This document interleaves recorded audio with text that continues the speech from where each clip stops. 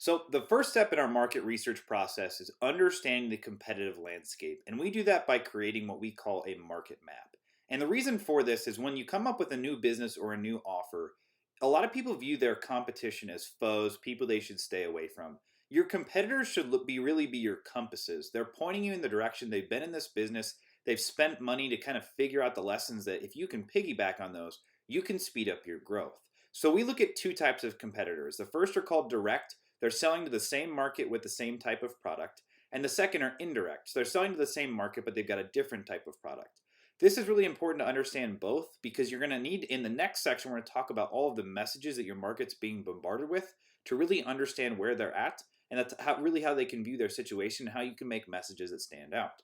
So, as your competition has built their business, they've left clues as to who they're selling to and how they're selling it. We call these digital fingerprints. So, when it comes down to understanding who they're selling to, their market, their social media followings are a really good example. So, if they've got a big following on Facebook or Twitter or YouTube or any of the other places where people gather to follow along with businesses, you can go through and understand not only the size of their following, but look at their actual individuals and understand kind of who their customers are. This is really efficient because it will help you determine very quickly the market you want to be targeting, some of the identifiers of those people. Is it typically women, typically men? What are the age groups? Can you tell the demographics as far as their types of jobs, how much money they bring in?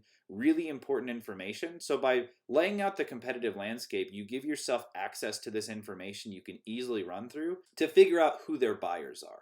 On the other side, you can understand the messages that they're sending to this market. So you can look at their website copy, their ads, their landing pages, all of the pieces that are really influencing people to A, get their attention, and B, get them to buy their product. We use tools like SEMrush, What Runs Where, AdBeat to go through and understand all of these different pieces of information and organize them so we can quickly look them over and figure out the types of messages we do and do not want to model and how we should use them with our own marketing.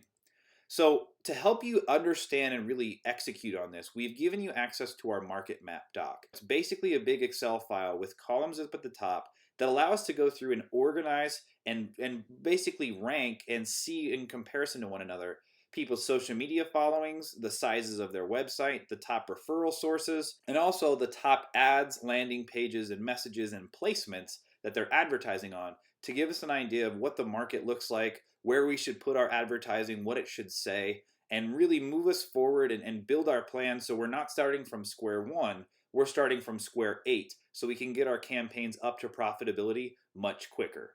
So if you head over to the tutorial right now, I'll walk you through the entire process I went through of laying out the market map for AdWars Episode 1 Stop Your Divorce.